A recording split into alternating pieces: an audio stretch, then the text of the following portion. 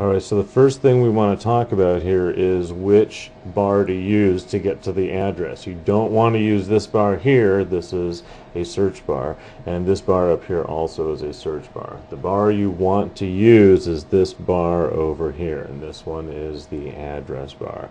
So what you do is you select the text here, and then you type in the address you want to go to. So in this case, we're going to go to my website. We're going to seansphotography.com. You type that in, you press enter, and now you're at that website. So that's how you get to a website. And now we're going to make this website our home page. So we go over here to the tools menu, and we're going to select internet options at the bottom of the tools menu.